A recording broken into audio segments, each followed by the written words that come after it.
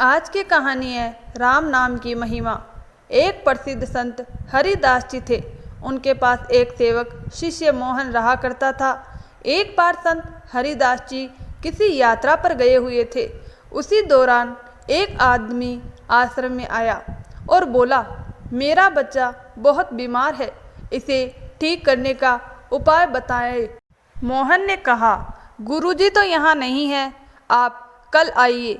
वह व्यक्ति बोला, मैं बहुत दूर से और बड़ी उम्मीद लेकर आया हूँ। आप भी तो संत के शिष्य हैं, आप ही कोई उपाय बता दीजिए, कृपया होगी, मुझे निराश मत कीजिए। मोहन को उसकी परेशानी देखकर दया आ गई। उसने कहा, एक आसान तरीका है, किसी पवित्र चीज पर राम नाम 3 बार लिखकर उसे धोकर अपने बेटे को पिला दो, ठीक हो जाएगा। दूसरे दिन वह आदमी फिर आया और बोला, जैसा आपने कहा मैंने वैसा ही किया और मेरा बेटा ऐसे उठ बैठा जैसे कभी बीमारी ही नहीं। संत हरिदास जी उस समय आश्रम में थे। उसने संत को प्रणाम किया और सारी बात बताई। यह सुनकर संत हरिदास जी नाराज हुए। बोले, तूने साधारण सी बीमारी के लिए राम नाम का 3 बार प्रयोग कराया, तुझे इसकी महिमा का अंदाजा ही नहीं। इसके एक बार उच्चारण से ही अनंत पाप नष्ट हो जाते हैं। तू इस आश्रम में रहने योग्य नहीं है, जहाँ चाहो वहाँ जाओ।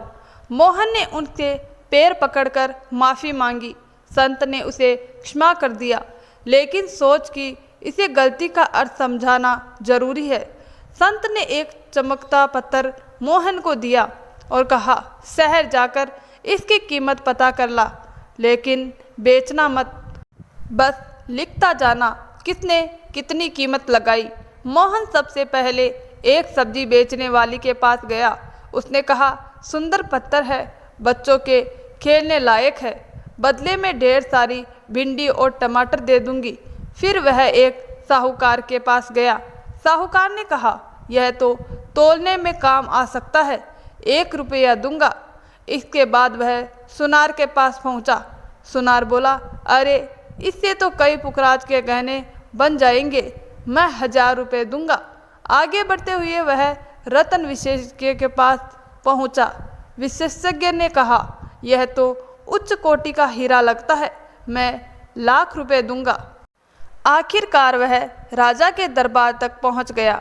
राजा ने कहा, इतना अनमोल पत्थर मैंने कभी नहीं देखा, मैं पूरा राज्य देने को तैयार हूँ। मोहन वापस संत हरिदास जी के पास आया और सारी कहानी सुनाई।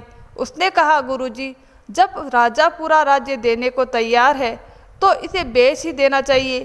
संत ने कहा, अभी भी इसकी असली कीमत तय नहीं हुई। फिर उन्होंने लोहे के 2 चिमटे लगवाए और पत्थर से छुआरा चिमटे सोने के हो गए। मोहन की आंखें फटी की फटी रह गई। संत बोले, यह पारस पत्थर है जो लोहे जैसी कठोर चीज को सोना बना देता है। भगवान के नाम की महिमा भी कुछ ऐसी ही है। पारस से तो केवल जड़ पदार्थ सोना बन सकता है, पर राम नाम से तो मनुष्य भव सागर पार कर सकता है।